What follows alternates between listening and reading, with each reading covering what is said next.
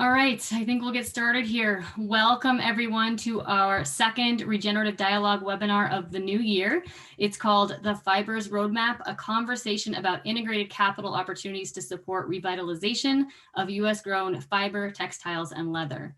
Thank you so much for joining us today for what promises to be another fascinating conversation about a lesser known corner of the regenerative agriculture system, fiber, something we hope to help remedy today. My name is Sarah DeLevesque, and I'm Director of Regenerative Food Systems Investment. For those of you who are not familiar with Regenerative Food Systems Investment, or RFSI, we were established 2.5 years ago out of an identified need for more capital to flow into ecological and regenerative production systems, and with an understanding that those production systems can't be truly regenerative if the broader food system and system they belong to is not also operating in a restorative manner. So our mission at RFSI is focused on two things. First, facilitating education about investment in regenerative agriculture, food, and fiber. And second, building relationships and networks that will further the development of this emerging investment opportunity. We address this mission through a regularly curated regenerative investing newsletter, a new print and online industry directory, and our annual RFSI forum, with more events coming this year. You can find more information about all of this on our website, rfsiforum.com. In 2021, among other goals, RFSI seeks to provide more opportunities for dialogue and learning about regenerative agriculture and food, investable opportunities, and the diverse financial and other tools that can help move resilient food systems forward. That is what brings us here today. So Sarah Kelley is the principal of Common Threads Consulting, working with funders and investors to provide strategy, development, research, impact assessment, and facilitation. She serves as consultant and project director to Sustainable Agriculture and Food Systems Funders for its special project on sustainable fiber and textiles. And she is the author of the Fibers Roadmap, along with her colleagues Jenny O'Connor and Calla Rose Ostrander. This report, much like the one we discussed during last week's webinar with Jennifer O'Connor, is full of insight gleaned from across the sector and shines a bright, bright light on some really interesting and compelling opportunities for investment. It is all of that goodness that we will focus on today. First, Sarah will share what she and her co-authors learned through their research, and then we will meet three entrepreneurs who were featured in the report: Sarah Bellows of Stony Creek Colors, Albert Wilde of Wild Valley Farms, and Ryan Houston of Houston Textile Company, who will share a brief story of their operations and what investment will help them expand their endeavors. This should be pretty fast-paced and fun because we have a lot of information to share. We invite you to listen and submit questions through the chat, and we'll be sure to collect them and address as many as we can at the end of the program. So now I would like to welcome Sarah Kelley, who will kick this program off. Thank you so much, Sarah, and thanks everyone for joining us today. I'm going to share my screen so you can see the slides, and we'll get started. So I'm really pleased to have a chance to join you today to share some information about our report, the Fibers Roadmap, and as Sarah said, to welcome three of the amazing case studies that we had a chance to feature in the report. Before I get going on our content, I have the real pleasure to acknowledge some of the many people who made this report possible. It's a long list because we have many people to thank. We had an incredible advisory committee of 13 experts in the textile system, as well as in funding and investment. And my team members, Jenny O'Connor and Calla Rose Ostrander, were such an amazing team to work with. We received key funding support from the 11th Hour Project, the Globetrotter Foundation and the No Regrets Initiative, Jenna and Michael King Foundation, One Earth, and an RSF donor advised fund, as well as early project support from the Island Foundation and real inspiration for the integrated capital framework that we've drawn on from RSF Social Finance. The heart of this project is really the 60 interviews that we had a chance to conduct with people across the fiber system all around the country. That includes farmers and ranchers, supply chain businesses like mills and tanneries, brands and other supply chain experts, and funders and investors to learn what they knew and what they wanted to know. Miele Design Studio helped us bring this together with this complex financial and supply chain information. And this is a project of Sustainable Agriculture and Food Systems Funders, which is a national network of funders and investors that has really believed in this idea of fibers as part of our agricultural system for going on a decade now, and been a critical project home and fiscal sponsor for our work. So I want to give you a high-level view of our report. The real background premise behind this report was that fibers are a part of our agricultural system, one that's often overlooked, but that presents huge opportunities. And specifically, Jenny and Calla Rose, my project partners, and I had all had the chance to work in sustainable agriculture, regenerative agriculture, and with foundations, with donors through our consulting work, and with national funder networks like SAFSF. So we had seen that funders and investors have put a huge amount of energy and support behind the food movement, regenerative agriculture movement, and we really wondered, well, what about fibers? What's the funding scenario there, and how could we help bring more awareness to this sector? We were able to work with some pioneering funders who had made key investments in the space, and they really felt that having a coordinated roadmap and some concrete and actionable case studies would help make the sector more accessible for funders and investors. So that's our core audience, but we certainly have many other stakeholders who are doing this work on the ground and connected with the sector in many ways across the country. We aim to focus on mid-scale US fiber production and processing, so moving above the artisan scale, really looking at this as a commercial and manufacturing sector.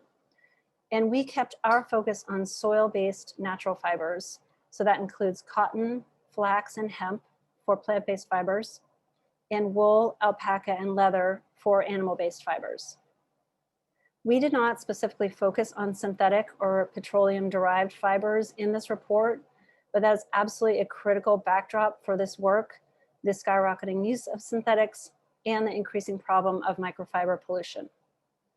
We did really aim to broaden people's understanding of the textile industry beyond just apparel into a whole range of fiber goods of all kinds that you'll be hearing more about from some of our speakers.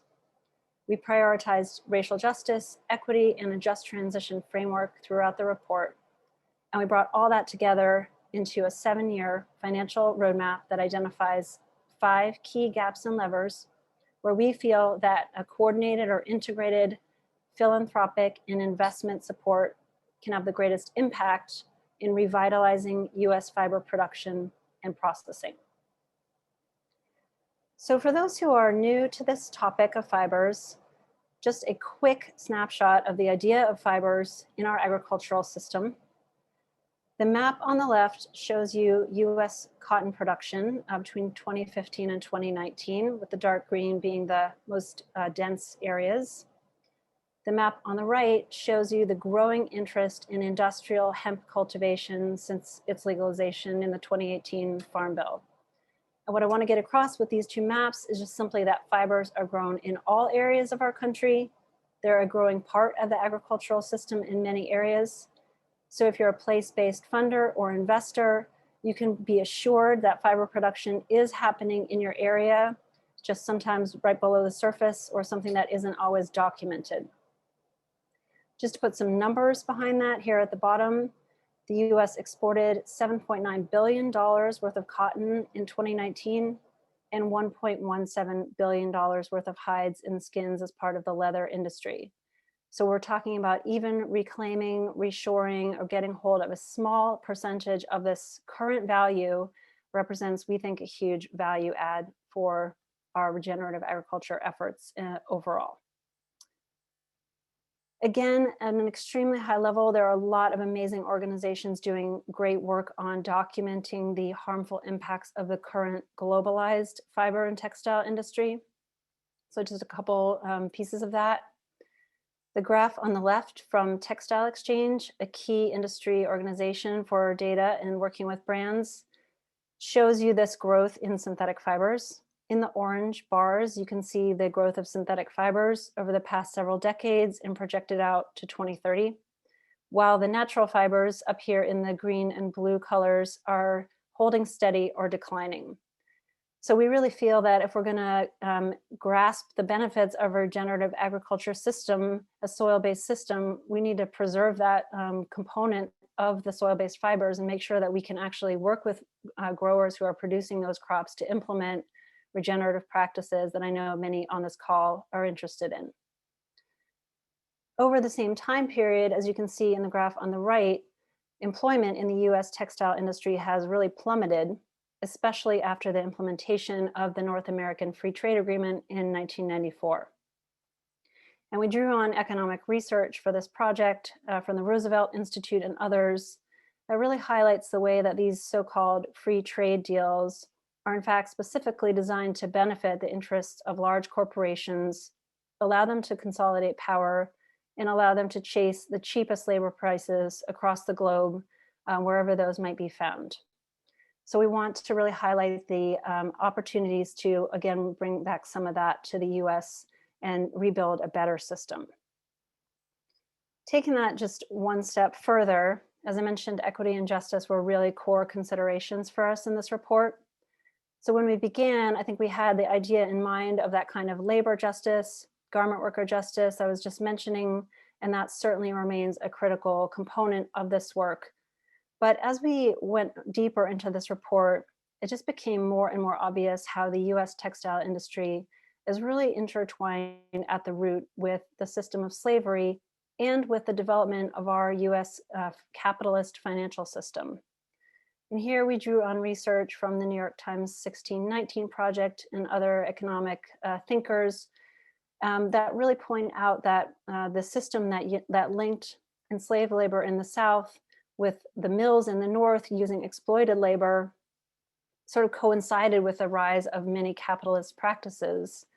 For example, some of the cotton planters and those involved in the early industry pioneered financial instruments like using enslaved people as collateral for loans and then packaging those loans into mortgage-backed securities that helped to obscure the exploitation at the root of the chain from those who are purchasing those securities.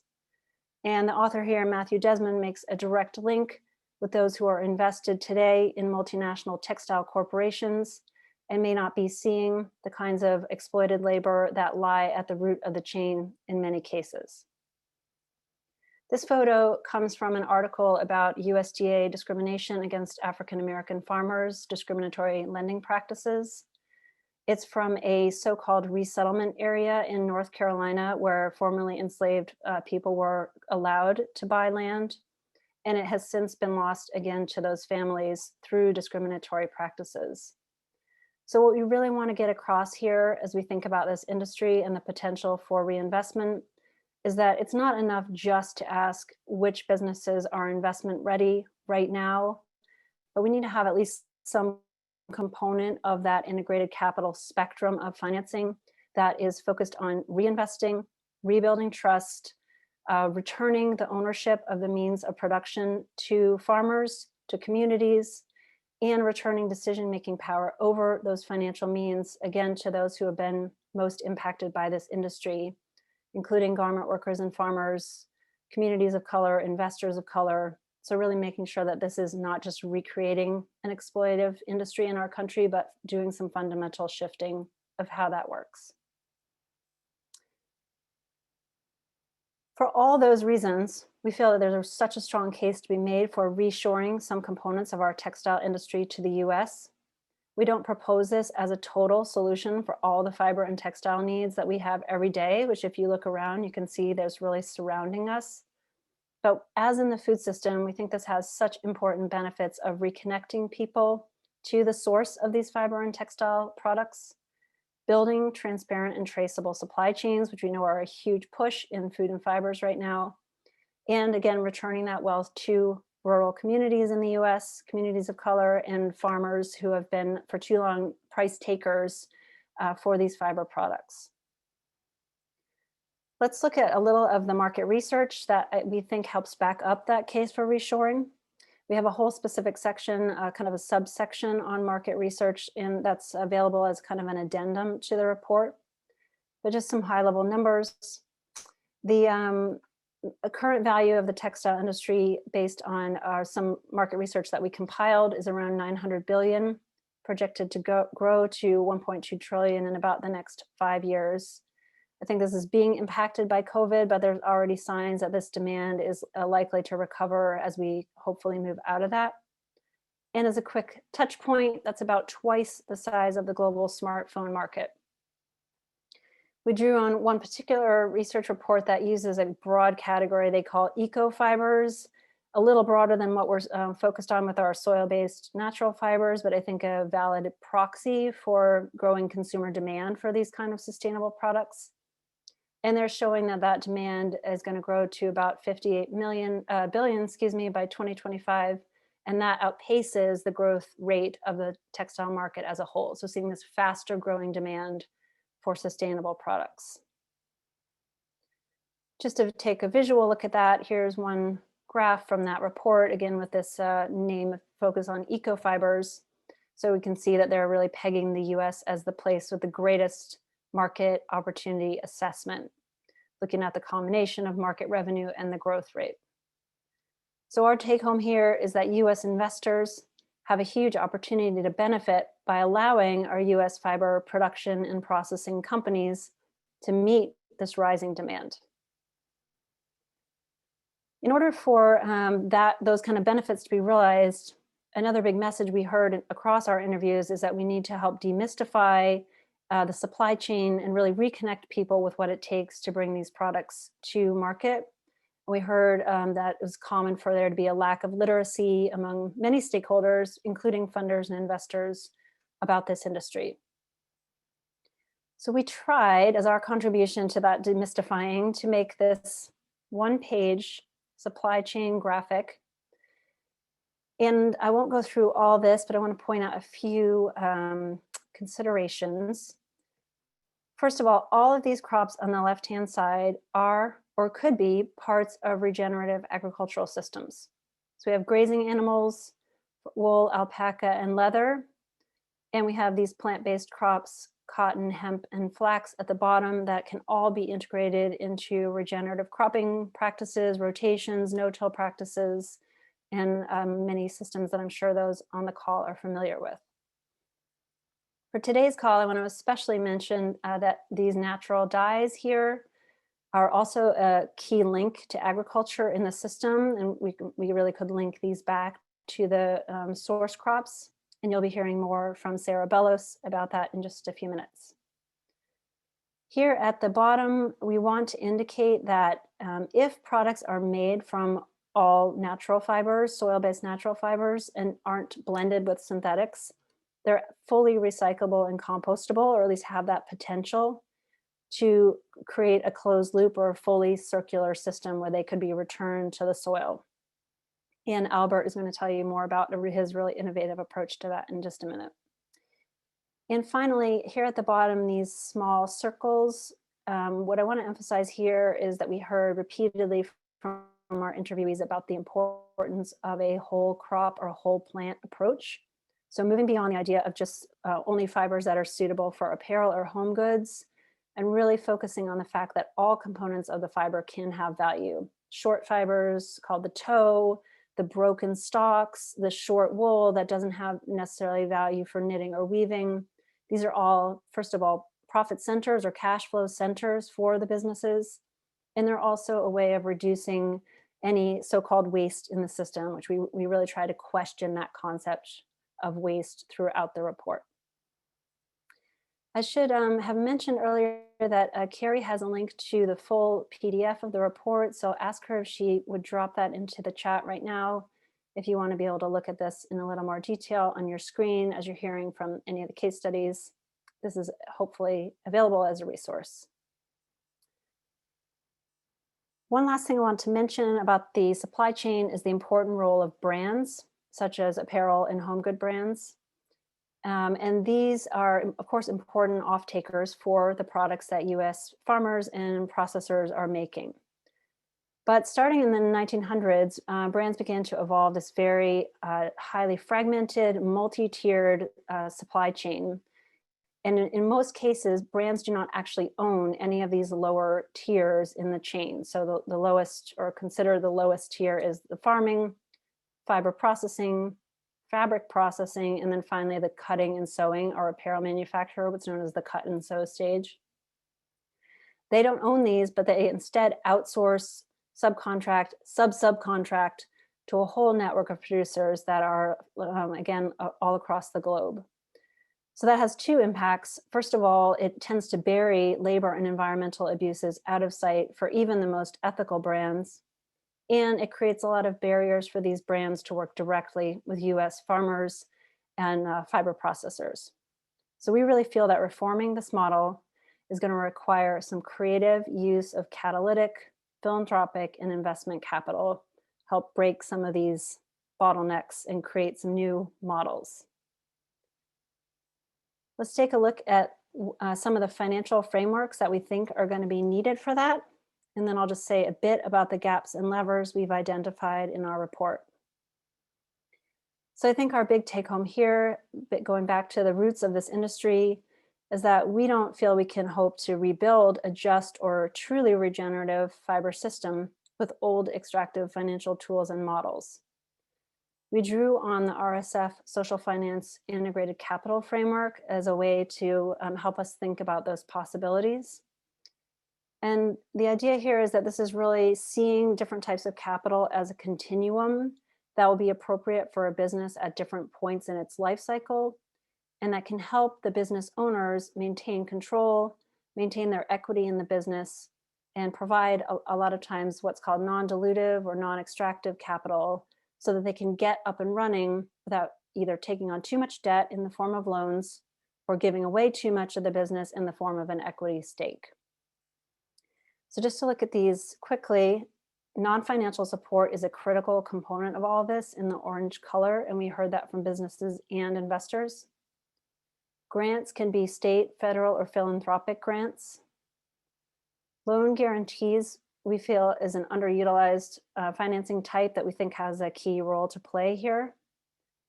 Loans can again be on almost their own continuum between friends and family loans to more conventional bank financing. And investments, again, can have more philanthropic cast, like PRIs or MRIs, or they can be more conventional equity investments. So just keep this idea of the color key in mind, because we use this throughout the report to try to indicate these different types of capital. I'm going to just walk through our levers, and then I'll bring this all back together in kind of a whole picture. Just a quick summary of the levers that we identified in this report. We tried to really boil this down. There's many, many, many needs we heard about. We first feel, as I mentioned, that there's this key role for catalytic capital to overcome some particular barriers and bottlenecks that I'll mention in just a minute. We heard repeatedly about the need for business and financial technical assistance for fiber entrepreneurs.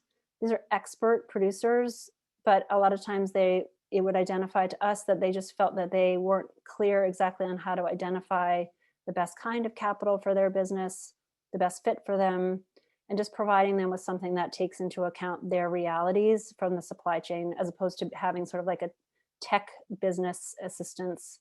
They need something that's really grounded in their industry. We feel that the fiber movement or industry in the US needs a more unified policy voice. Lever 4 is our data and research lever with a specific call for greater federal involvement in data collection. And lever 5 is where we're sort of creating a container for all the specific infrastructure investment that's needed by many different businesses across the country. So these would be the individual deals, deal flow. But what we're trying to show, as I'll show in the next slide, is that these really need to fit together for the maximum impact. So in the next slide, I'm going to put that all together in our one-page visual roadmap.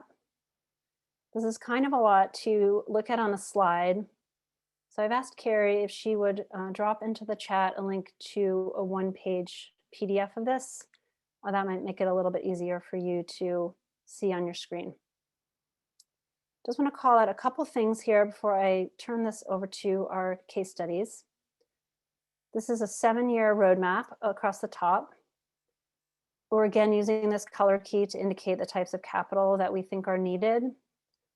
And what I really want to point out here is this very large wedge is the space for the individual infrastructure investments.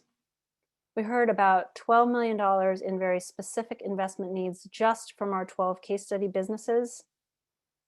projecting that rising to 100 million by 2027. But we really believe that these will be much more effective if they're integrated with this catalytic capital, with technical assistance for these businesses, with a policy voice to create a more favorable policy environment, and with the kinds of data and research that we need to build our investments and our businesses on.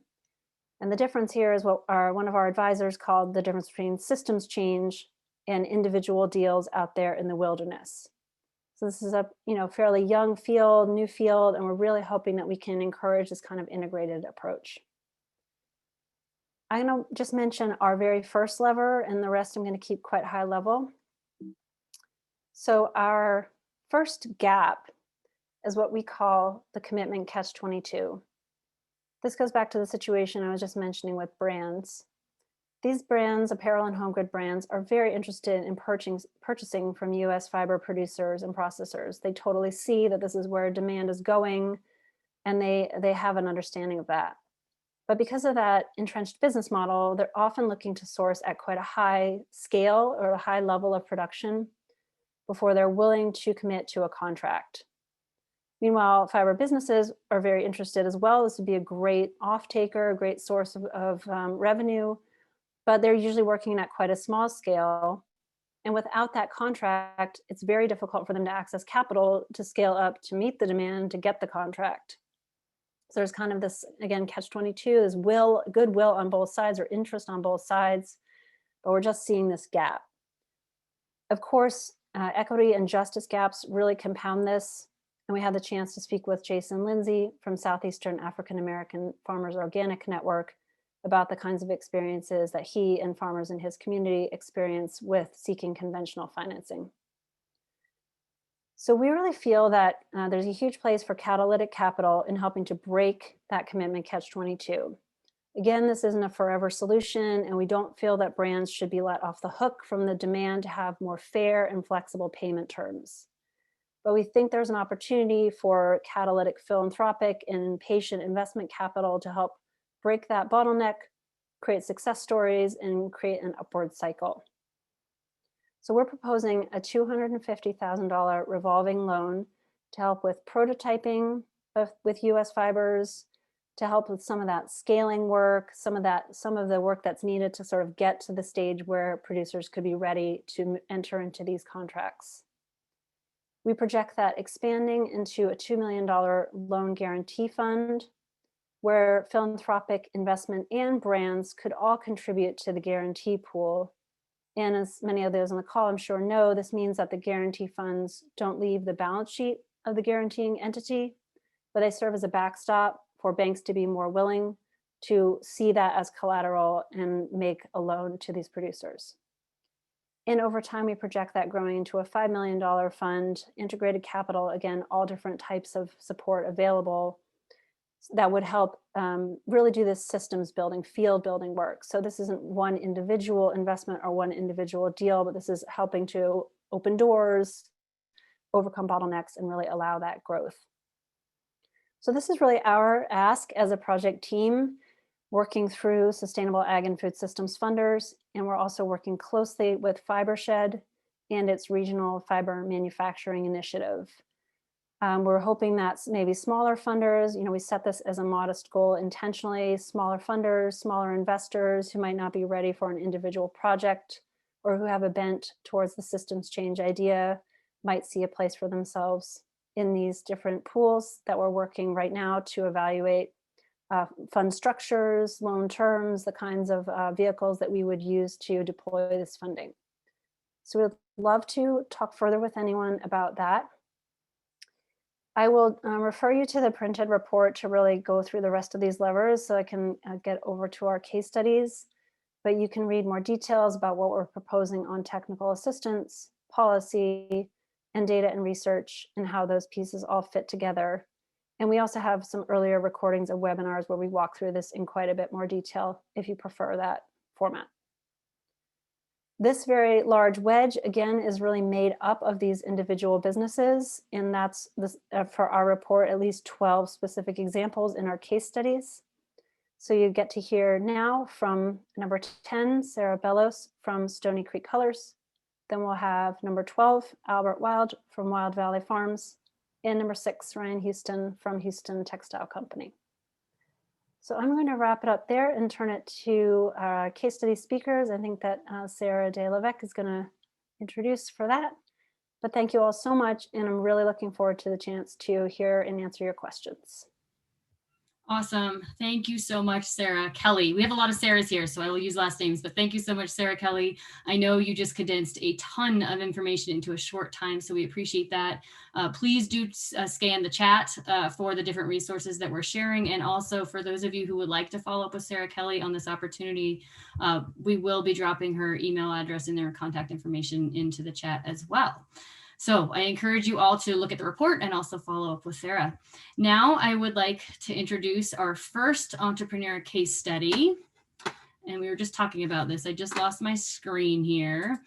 Okay, Sarah Bellis, Tennessee-based Stony Creek Colors produces the world's highest purity plant-based indigo natural dye extract suitable for use in denim mills. The company manages the full agricultural value chain for natural indigo dye production, from seed breeding and production through partnering with contract farmers to produce crop biomass, to harvesting and processing into an industrial quality dye.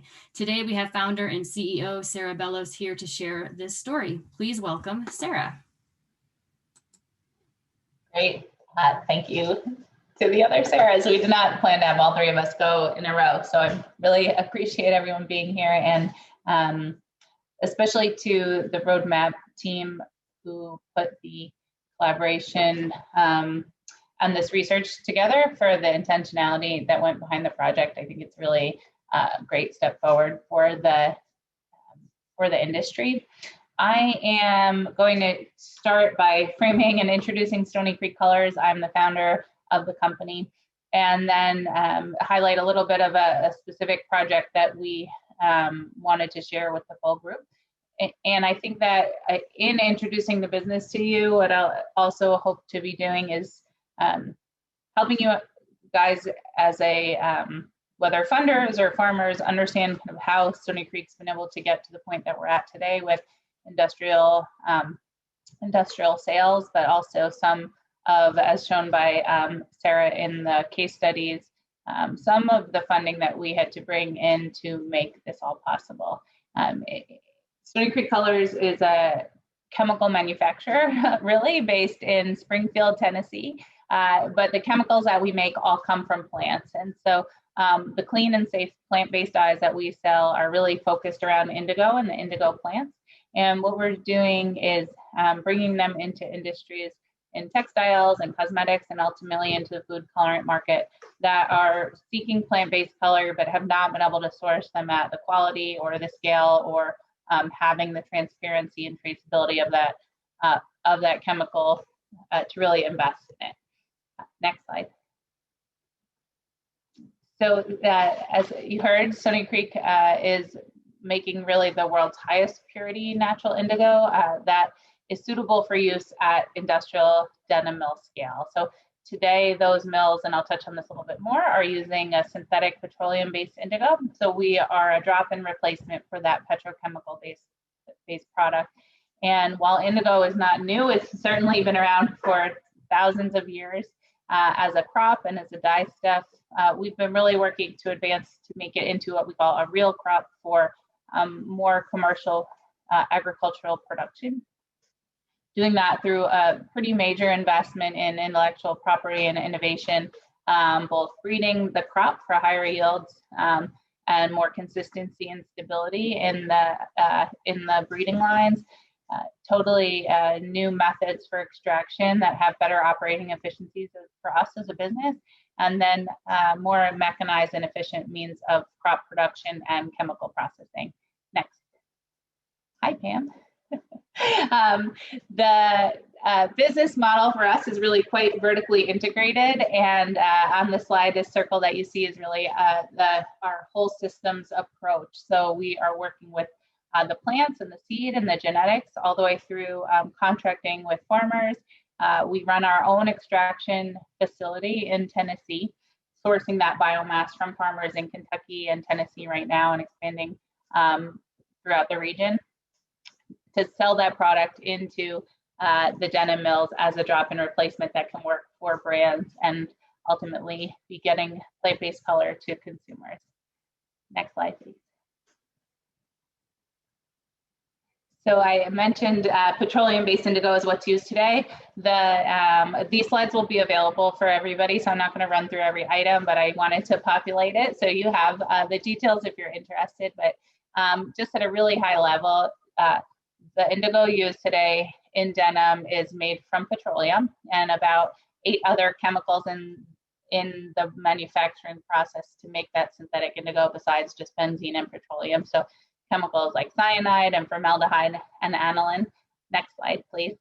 It takes about 1/2 pound of cyanide to make 1 pound of synthetic indigo. And that's just one of the chemistries that goes into this really, you know, the way that chemicals are made today, a very linear process that has a lot of waste in the system.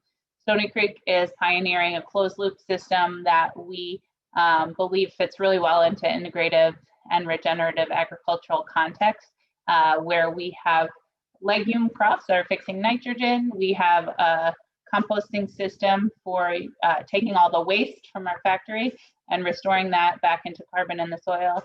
And I can go into a little bit more detail kind of on the specifics of that, but we can go to the next slide for now and share just a bit more about the overall business model. So I've mentioned we are involved in the fully vertically integrated in terms of bringing this crop to scale. So in addition to our work on the seed supply and the genetics and new extraction methodologies, we've also developed a system that lets us source from remote geographies. Next slide, please. This ultimately is letting us bring natural indigo to places where we think it has the most can have the most impact in a regenerative ag context. So I mentioned that the tropical indigo varieties we're growing are legume crops. That means they actually have a symbiotic relationship with bacteria in the root zone that helps them capture atmospheric nitrogen and turn that into usable nitrogen for growing the plant itself. So instead of utilizing synthetic nitrogen, which is a big source of certainly agricultural water pollution, non-point source water pollution, we can have plants really spoon feeding the nitrogen they need on a daily basis using this really natural system. So that's an exciting thing for all legume crops, but what we are really know is that it's hard to integrate in legume crops if there's no profit in growing them. And so our whole system is built around really helping farmers integrate these new rotation crops by paying them to integrate them into their system. There are other really amazing benefits of indigo besides the legume aspects. It's a nematode suppressant. We're farming it in non-irrigated systems right now and have a couple projects underway with no-till and sustainable tillage systems. And the really exciting work that we're doing in terms of getting some carbon sequestration data, both in terms of what we're replacing for synthetic indigo and then where we're headed in terms of bringing up the level of soil organic matter from this carbon, you know, growing a bio-based color instead of extracting one from petrochemical resources. Next slide, please. I'm going to kind of skip through these next 2 slides pretty quickly, but I just wanted them to be available for the group. In general, we've transitioned the legacy model of growing indigo in one where farms had to be very close to a factory site. That was a really huge barrier for scaling up and making natural indigo usable in industrial mills. It also had really low purity production. Next slide, please. So Stony Creek has now a decoupled method of allowing us to source biomass from wider geographies and utilize a stabilized leaf that's dried instead of the legacy model of fresh leaf indigo production and extraction. So I'm not going to read through everything on the slide, but know that this is available for you guys after to get really in the detail if that's of interest to you. The important part here is for us is that now instead of running our factory just during the fresh leaf harvesting system, we can run an extraction year round and farmers in other areas can dry and stabilize the leaf. Go to the next slide, please. So Stony Creek's been scaling up, and we're really evolved from an R&D, really innovating in terms of how indigo is grown, extracted, what indigo varieties we're using, to scaling up our work with fashion brands. We're now selling to several denim mills around the world, and we have a great roster of brands who've utilized our product and continue to utilize it.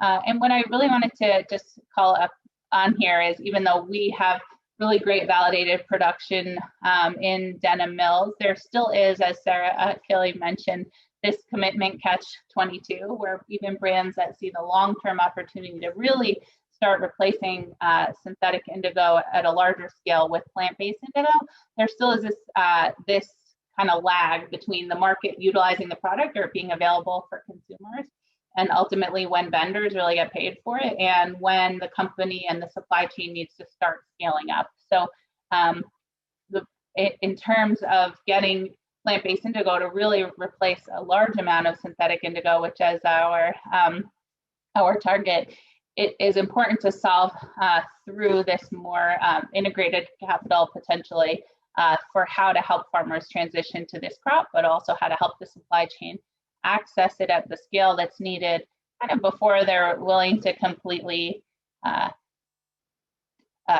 pay for it, I guess. So next slide, please. I have in that line of thinking, there's a pretty specific project that we've been working on with Levi Strauss, and I wanted to just introduce the concept here for those of you who are considering integrative capital or how to use catalytic, whether philanthropy or investment or loans for specifically pushing forward certain projects. So we think there's a huge opportunity in growing indigo in rotation with cotton. We have probably all heard about a lot of the challenges related to the sustainability of farming cotton. And one of the challenges is that farmers might want to grow alternative crops or rotation crops, especially a legume in a cotton context, especially a nitrogen fixing legume like natural indigo is. But what we know is that there's a pretty big barrier to be able to get them to jump over to a rotation crop, and more so when it requires different equipment. So Stony Creek's been really lowering the barriers to entry for farmers to go into these new crops, but we also recognize that there's more research and validation needed on the ground. So we've been working with Levi's to design a really long-term study of indigo in rotation with cotton, but we want to encourage those who might be interested either from a grant and philanthropy standpoint or from an equipment loan and or loan guarantee perspective to talk with us about how to be a part of this project. Next slide, please. So just piggybacking off of the concepts that were just brought up by the last presenter, we are still looking for a little bit more grant funding for 2021 to put this study fully in place.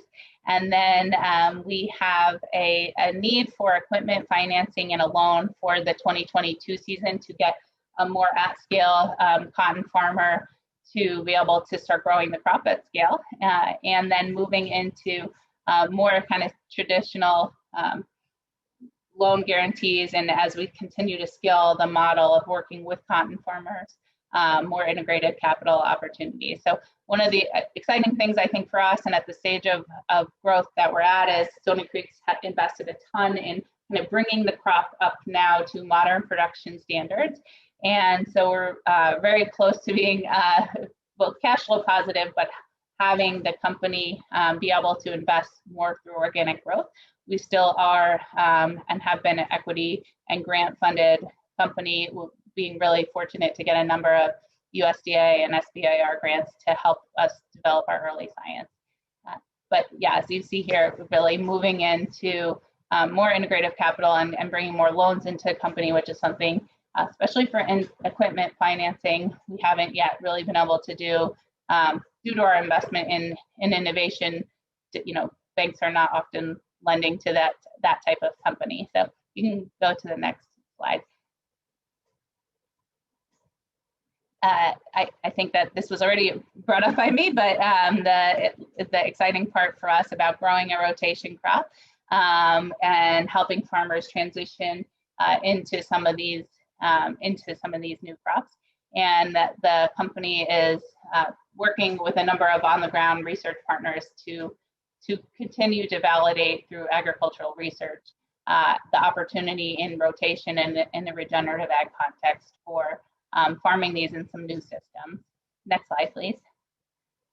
This is my last slide, but and if you don't mind sharing the careers page, I'm the founder of the company. We have a great team behind us. We're also hiring for a number of positions right now, including plant breeder and director of ag operations and a financial controller. So we have encouraged you to go to our careers page on our website and look and share our jobs that we have open right now. And Carrie, you can go to the very last slide, which is the contact page. So that's it for my presentation. Hopefully I didn't go too far over my time limit, but thanks so much for listening and look forward to the conversation. Sarah, that was super interesting. You are right on time, so excellent job there. And thank you for sharing such a clear picture of what you're doing, and then also what that investment path looks like going forward. One question for you before we move on. You showed us a great roster of brands you're using, who are already using your product, who have tried it. But so far, what are you finding brands are most excited about with what you offer? Yeah, so I think that actually when I started the business, and I was running a dye house before jumping into this specific company, but my background was in ag and sustainable ag, I heard a lot of, hey, natural indigo is so cool, but denim mills can't use it, or the supply chain is too small and we can never really make this a real part of our collection. And what we realized was that it was totally doable. It certainly took investment in science, but what the brands thought was the bottleneck is not the bottleneck anymore. And so I think just the conversations that's unlocking as year after year, we're increasing yield per acre, making the product, more widely available across a range of denim mills globally. That every bottleneck or every challenge might be going through sort of more of a bottleneck period, but that once you solve for that, it really unlocks so many more new opportunities with brands. So probably, short answer that what we thought was not possible is possible, and that going beyond that. So really now thinking about how do we make this a rotation crop for broadacre crops like cotton that really, are desperate for sustainable and regenerative rotation crops with them, that the kind of is already leading to those next conversations. And obviously I mentioned the Levi's collaboration, but that's like a huge opportunity to really transform some of this broadacre cropland in the US and improve the sustainability of another crop while we're decreasing our use of this petroleum-based color. Yeah, it's so full of potential and really awesome. And I'm so grateful, as I'm sure many people are, for the work you're doing on this. We have some questions for you in the chat that we will try to get to at the end of the program. Please continue to add those and I'll compile those at the end. Sarah, thank you for this, and we'll see you at the end of the program. We'll move on now to our next speaker. So our next speaker runs 200 head of cattle and 2,600 head of sheep from his family-owned operation called Wilde Valley Farms.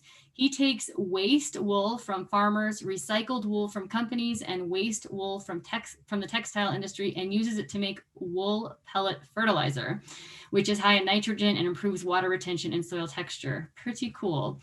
Through their work, Wilde Valley Farms hopes to raise the market for low-end wool to help sheep ranchers of all sizes.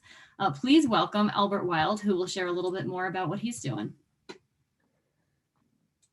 Thank you, Sarah. Thanks for everything and all the work you guys have put into this. So yeah, my name is Albert Wilde, and I'm the founder of Wilde Valley Farms. You can go to the next slide.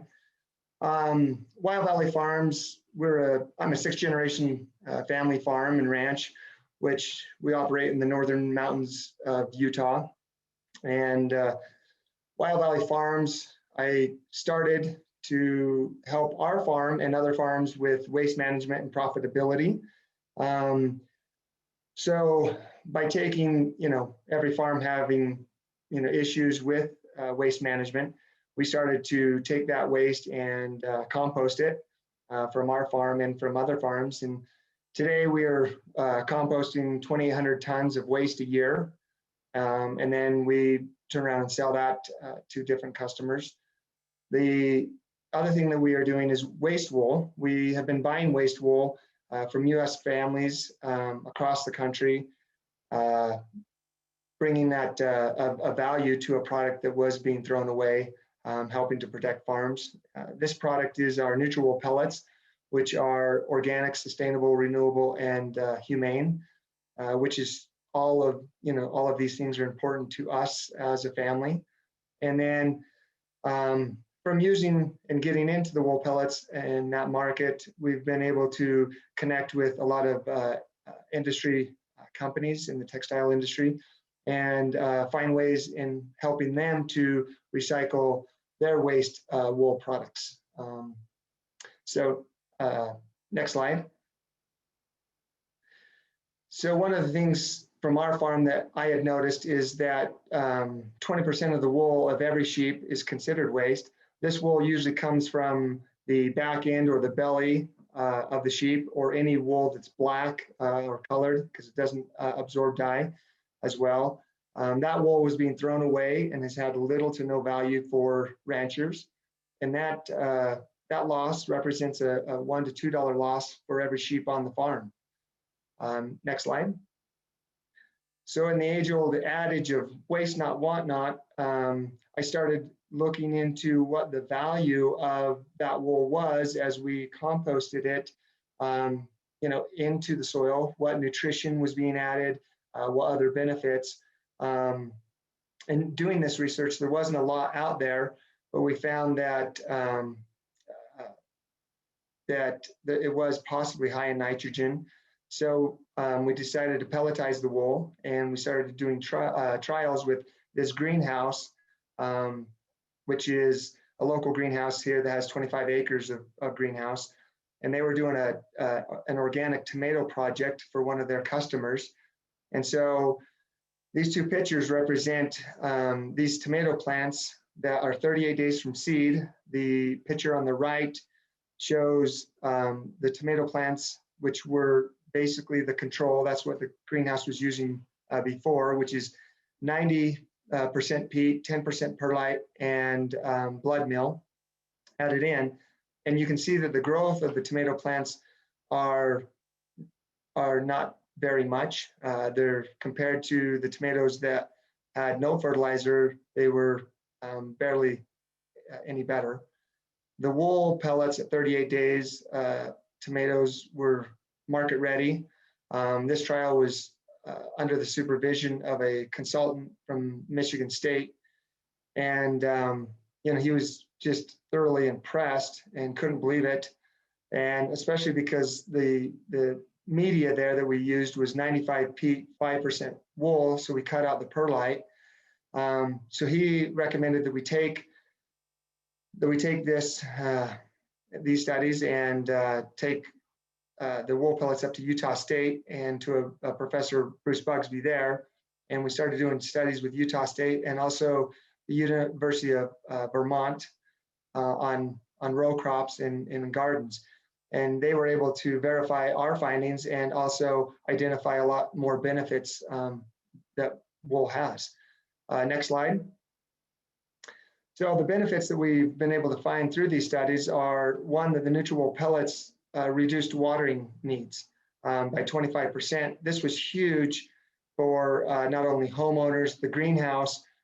He loved using those in his hanging baskets, but also because wool itself naturally holds 20 times its weight in water.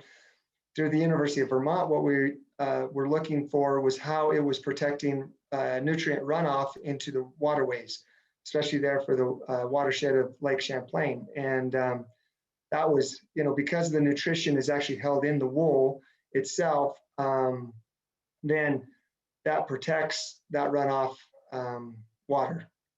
The other thing that we had found, like I had mentioned, is that the wool pellets increase porosity, which is the oxygen space in the root zone. And so we were able to cut out the perlite, which is a non-renewable source.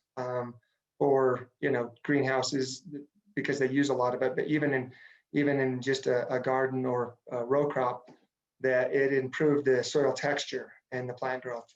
You could see improved because of that. And then the fertilizer we talked about, it's a fantastic time release fertilizer. It lasts the whole season, but unlike most organics, the nutrition was available on day one from the wool pellets. And that's what we had seen through the tomato trial there. We've used as much as 30% and never seen any burning because the wool is high in salts, which is makes it very, very user friendly. And then the last benefit that we had found is wool is 51% carbon, and so as sheep go and graze the land, and then they store that carbon into the wool, and as we use that wool in as a soil amendment or a fertilizer into the soil, we're helping to sequester that carbon, helping to protect our planet. Next slide. So in going through all of this process, the biggest challenges that we faced is we're actually developing a whole new product or a whole new market for wool. And it's kind of like the chicken and the egg problem, because commercial growers and soil companies, as we presented to them, they really like the science that we've been able to put in, because there's not a lot of information out there, even on other organics. But they wanted to see more consumer demand before they invest in using the neutral wool pellets. And consumers, as we go to the consumers, they can't believe that using wool works, because the idea is so unique, it's innovative and simple. Most of the comments that we get are, well, why hasn't anyone else done this? Or what do you add to the wool to make it a good fertilizer? And which we don't add anything. So that education piece is hard to overcome. And then also educating on new ways of applying the fertilizer to row crops and to gardens, which increases the cost effectiveness of using the wool. Typically, fertilizers have just been broadcast over the field or over the garden indiscriminately. And by targeting the fertilizer into the furrow with the seed, it brings the cost way down, making using wool pellets way effective, cost-wise, but also helps protect against, you're not feeding and fertilizing the weeds and other things that may pop up in the field that you don't want. Next slide. So one of the questions that we get asked a lot is, can you scale up? How much waste wool is there? And this slide shows that in 2020, last year, the estimated waste wool in the US was about 8 million pounds of wool.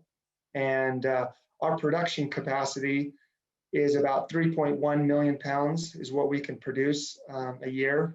And that's through one mill that we have that we can dedicate to the wool. We actually have 2 mills that we run, but the small line there is the amount of wool, pounds of wool that we've sold last year, which represents about 40,000 pounds of wool that we've been able to sell. Next slide. So those who we've been able to sell to are farmers, like this corn farmer here, and then greenhouses, which is the bottom left. This greenhouse doesn't grow any edibles, just ornamentals, and loves using the wool pellets. Was able to pitch his hanging baskets for Costco, which Costco picked up and really loves the concept because of how it protects, it reduces watering, but also protects the plant so that consumers don't have to have a green thumb and still have a beautiful plant all season. And then gardeners, this young lady, she tried the wool pellets, was so thrilled with the results.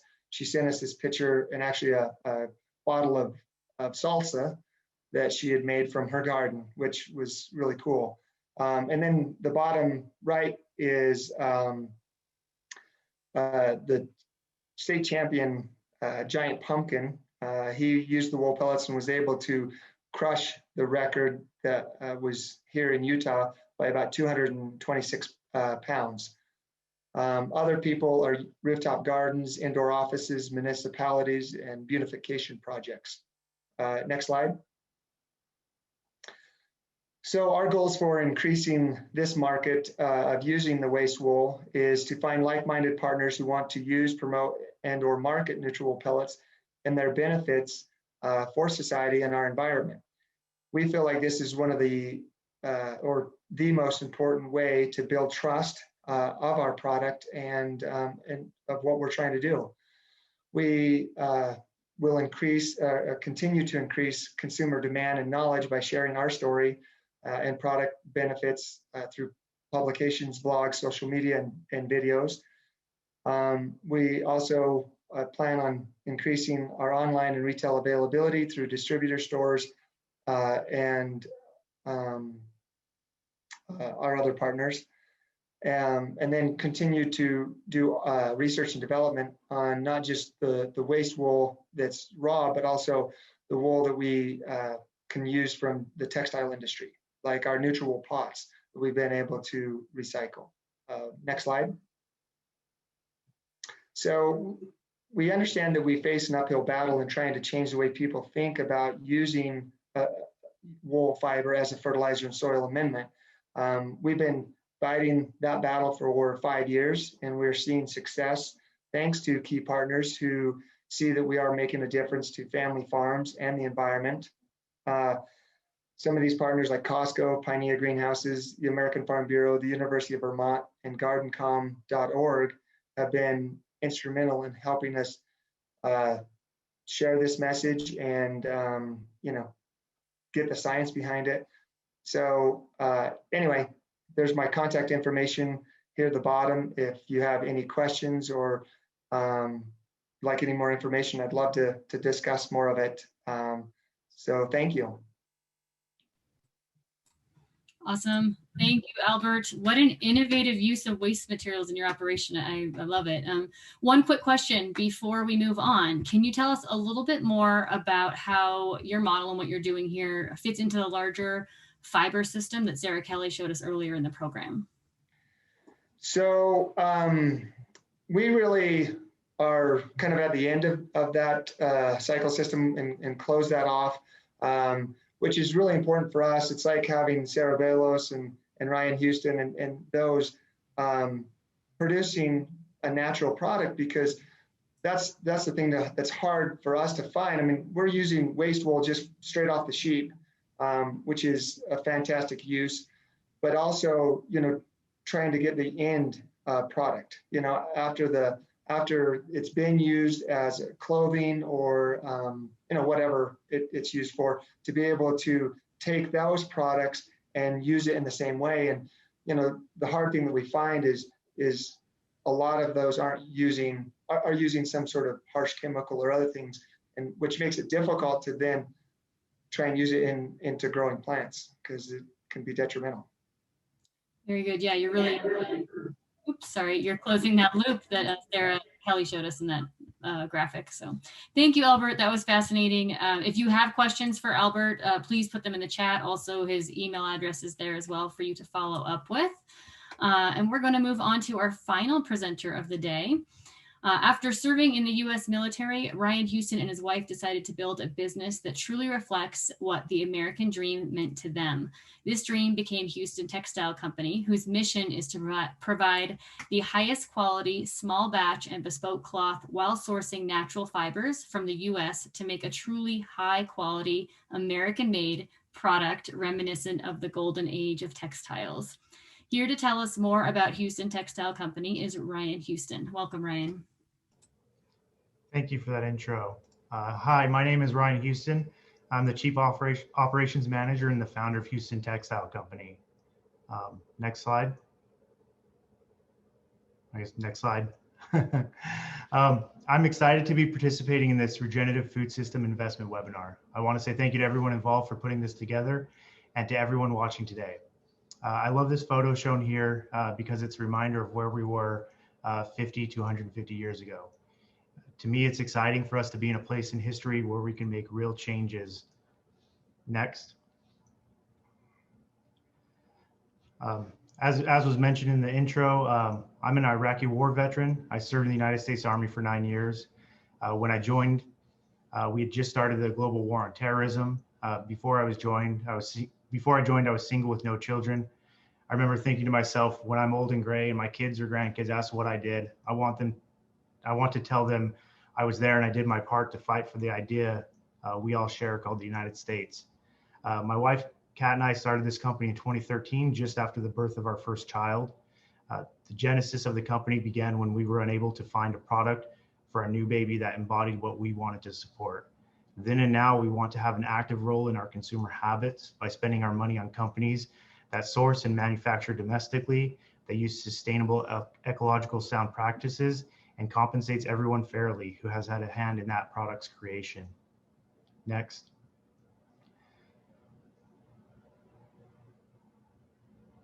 In the beginning, we had several points of reflection and redefining our values to bridge our assumptions with what we were learning. Our mission as a business really draws on those values. I implore everyone I speak with to actively think about what the purchases they make say, instead of being a passive consumer with no voice.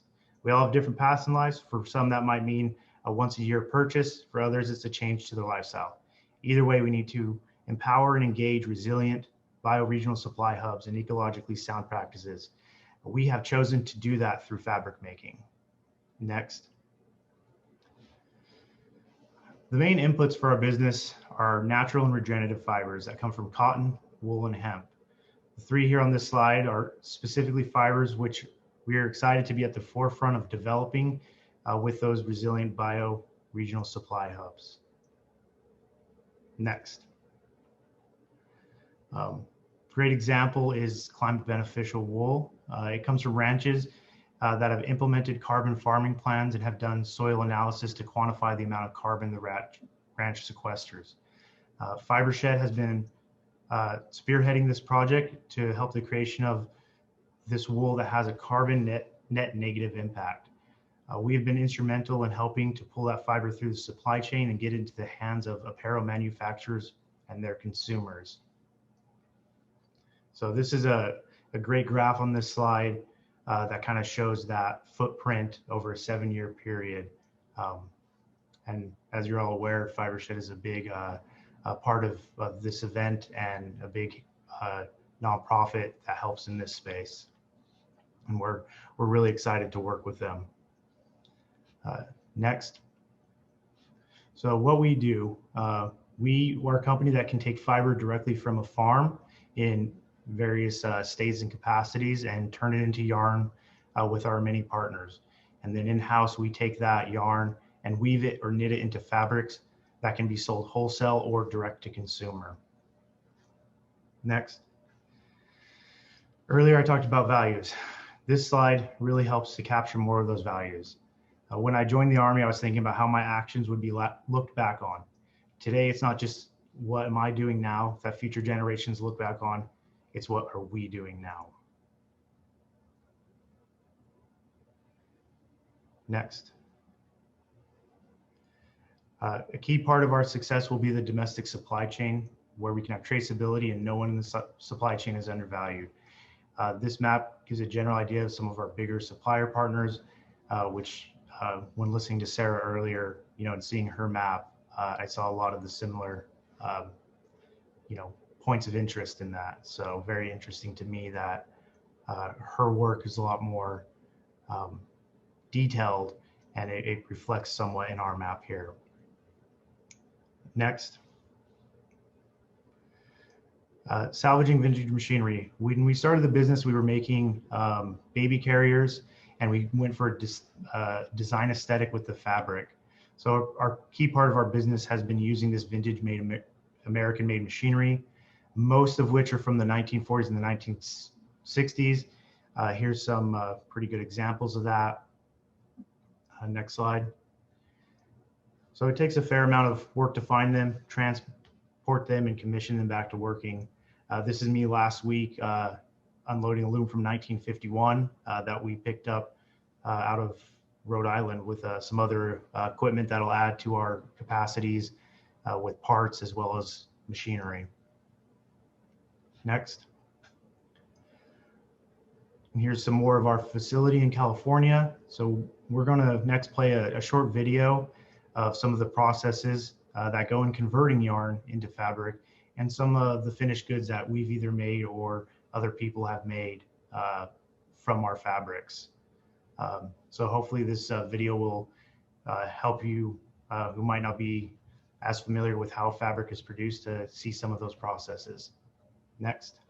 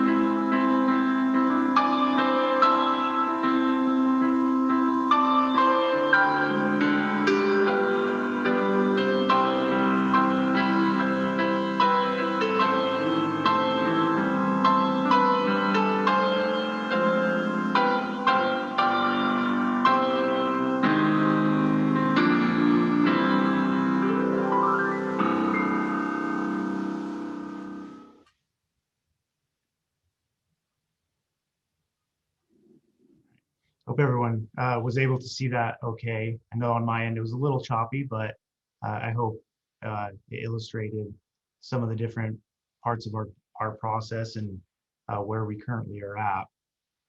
Some of the collective problems, again, this is from Sari's great work. I won't go too much detail into these graphs that she talked about earlier, but by using regenerative textiles and some sourcing domestically, we can do our part in reducing this trend of using petroleum-based synthetics while also increasing working class jobs in the US.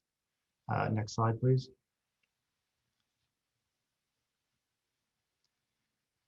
It's easier, I think for a lot of people, it's easy to understand what you put in your body and how it might affect your health. It's harder to understand how what you put on your body might affect your health. Microplastics from the synthetic fibers, are a real concern, as you can see with some of these points. Next slide. And some of the other health issues with using non-natural fibers. So by utilizing natural fibers, you greatly minimize or eliminate a lot of these health issues that come with them. And it can also create good ranch or farm jobs. And with the right practices, those farms can also sequester carbon. Next. Our plan. Our plan is to expand our capacity and capabilities. You can see here some of our qualifiers for what that means. Why do we want to expand? Consumers, they want transparency, they want regenerative and domestic products, they want it cheap, unique, and they want it now. Expanding will allow us to make products closer to what the modern consumer wants and expects. It will also allow us to reach more consumers with volume and keep them affordable with scale. By investing in modern machines, it will allow us to make unique and small batch products as well as large production runs.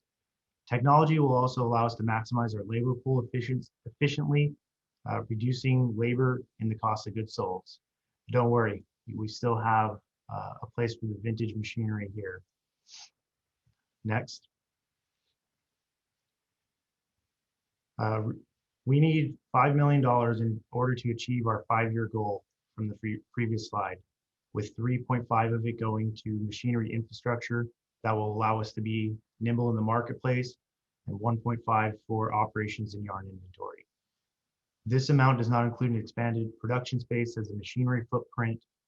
We are anticipating currently exceeds our facility's total square footage. Next. We are in a space that's changing. Consumers are becoming more knowledgeable and want to support businesses and products that resonate with them. Technology is changing how we can make goods and services. The fiber space is changing to offer regenerative textiles, wool that sequesters carbon, and domestically produced hemp. Our model as it stands today has an IRR of 15% for an 8-year vision. Next. And then, yeah, if anybody has any questions, I noticed that the chat's filled up with some, and then we can talk more with the moderators and the questions. Thank you. Great work, Ryan. Thank you so much. And thanks for clearly outlining what you're doing. That was a beautiful video, and also what your needs are. So one quick question before we open this up to all of our questions for you, Ryan, is I want to ask you the same question that I asked Sarah Bellos after her presentation, which is, so far, what are you finding brands are most excited about with what you're offering? Yeah, thank you. Brands and end consumers, they're most excited about the fact that we provide that transparency, we're sourcing domestically, and we're utilizing sustainable fibers and practices. There's a lot of catchwords going around there, but I think the transparency is something that really brings it all together. So companies big and small, they definitely see these as opportunities to market their products, be good stewards of the environment and the people who produce them. At the end of the day, people are becoming more conscious of what they're purchasing, and it's really the change in the access of information that's driving this movement. And as a company, we are at a point to really scale in meaningful ways. It's a really interesting point. One, I think we've seen the food consumers become more conscious in their food, and so hopefully the next step here is the fiber industry and the textile industry. And also that point about getting the word out and letting education. I know each of these companies and in the work that Sarah Kelley's doing, working very hard to get information out. Each of you on here today, I'll just put a call out there for you. Share this, let people know what's going on so they can get a little piece of this too, and we can start expanding that education. So thank you to all of you. We have about 11 minutes left on this, so I want to make sure I get to some of the audience questions as well.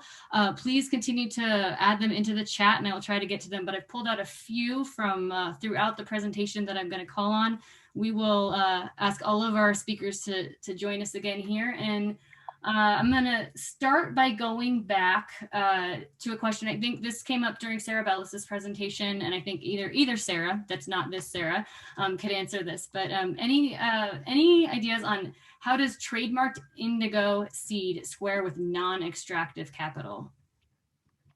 I'll probably take that, maybe Sarah. Yeah, and that's pretty specific to our business model, but certainly, so Stony Creek's been I started the company in 2013, and we raised our first equity round.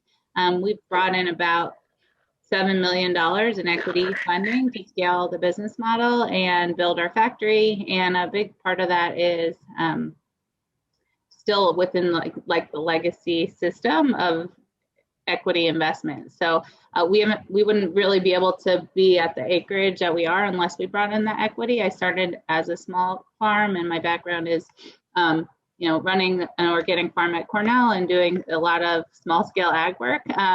But we wanted to make a really big impact and have a crop that could really be part of fighting the climate crisis, bring real carbon sequestering crops to farmers. So we decided to go after equity investments, but having an intellectual property portfolio is a big part of that. And so, yeah, that's not necessarily going to be a fit for everybody, but that's what's kind of allowed us to raise the equity that we had that let us get to the point we're at today. It's really interesting. Sarah, Katie, do you have anything to add to that? in your experience? No, I think that's really over to Sarah's business model, but I think the point she's making about, how we find ways to finance these things is a great one. Awesome.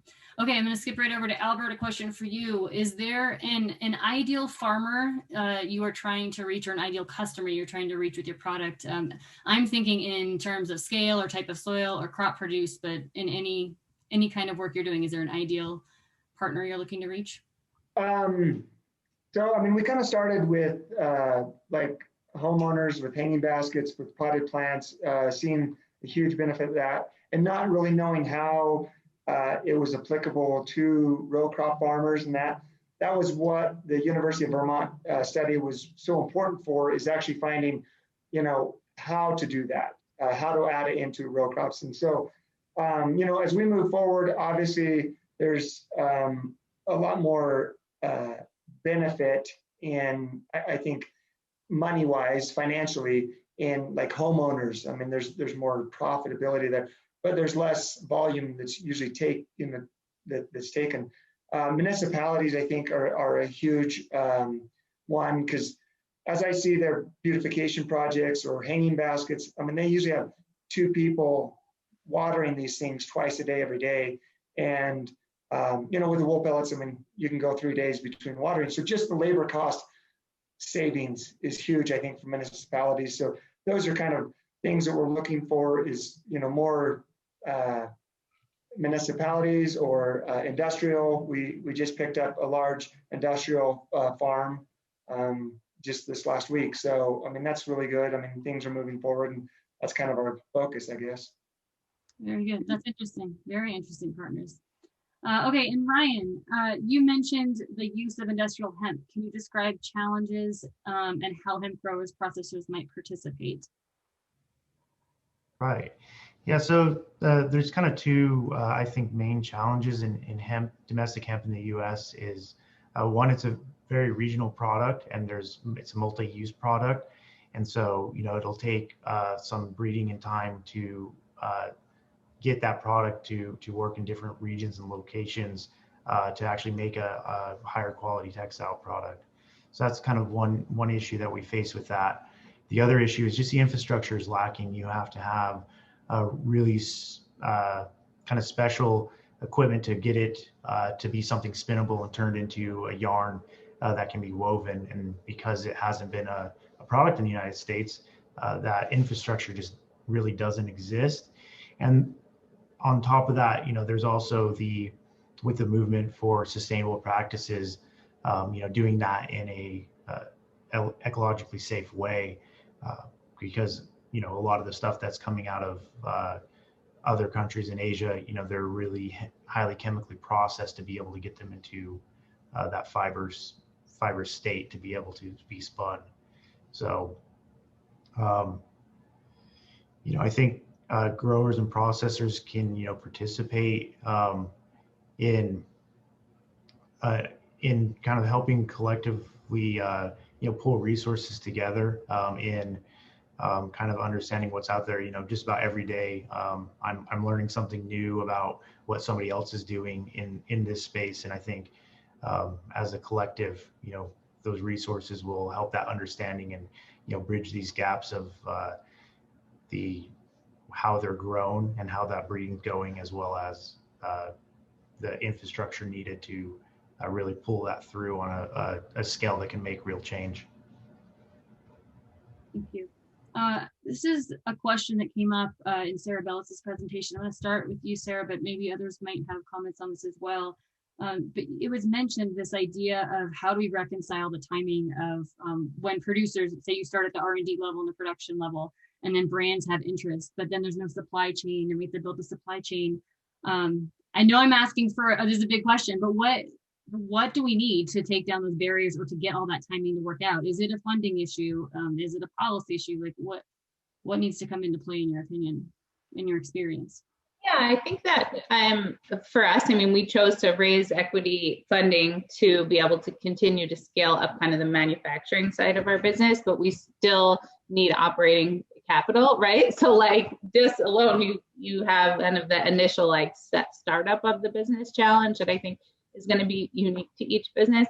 Kind of at the global level, every sustainable supply chain starts being more expensive, and then you're trying to grow to economies of scale where you can at least be we never want to be as cheap as synthetic indigo, for example. We think that price is way too cheap, and there's tons of externalities passed on to the whole world because of that system. But the thing that we still need, even if we're always going to be double the price of synthetic indigo, is offtake agreements from brands and a way to fund the operating, like the cash flow needs of growing the crop, processing it, taking it to denim markets long before a fashion brand is paying an invoice to a cut and sew facility who's probably the one that they're actually buying the finished garment from. And sometimes that can take like 18 months. So, and it's even longer until the customer sees it in the store. And so they're really long buy cycles of brands. You know, you have to be working with the brand 2 years before that in many cases to get through sampling. And so there are very long buy cycles. And I think that, yeah, that kind of a pooled fund for funding more innovative projects, and then a way for brands to really act earlier in the investment into the supply chain. Kind of those two things hand in hand, I think, are needed. Yeah, that's great. Anyone else want to add anything to that? I can just add that it's, I think, a perfect example of the kinds of things we're hoping to be able to support through that pooled fund, the smaller fund, and or the integrated capital fund. Some of these things that maybe don't fall underneath just specifically one business or need some R&D to get going. Storage and that lag time, that long lead time that Sarah Bellis was just describing, is an issue with all crops. So it's certainly something that we need to be looking at intentionally across the system. Awesome. Okay, so we have 2 minutes left, and I have a little bit of a wrap up to do here. I'm going to ask either, I'll go around in the circle on my screen here, but ask each of you in, I don't know, 25 seconds or less, just to, if there's anything else you want to share with our audience, please do so. And Ryan, you're in my upper left corner, so I'll start with you. Sorry, had to unmute. Yeah, I just want to say thank you, everyone, for listening and being a part of this. I think it takes a community to make a change, and I'm excited to be a part of it with everyone. Thanks, Ryan. Albert? Yeah, I mean, there's a lot of questions that people seem to have. I mean, they talk about the industrial hemp and stuff. I mean, these are all things that, using that waste are things that we've really kind of focused on. And I mean, I've worked with wool, with hemp, with all sorts of things in finding different ways in using that into the soil. And I mean, there's a lot of exciting things happening. And so I'm excited. Yeah. Thank you. Sarah Bellis. Yeah, awesome. I think that probably the big picture is there's not going to be just one answer. And as we all know, the climate crisis is real, and there's also a real opportunity to bring prosperity, I think, to rural communities through agriculture by kind of coupling the solutions together. But it's going to take a diversity of people and solutions. And I think I want to really commend the work that the Roadmap group did on calling attention to issues of racial justice and really inequality of funding, because that has to kind of really be at the root of what just transformation is going to really look like too. Awesome point. And Sarah, Kelley.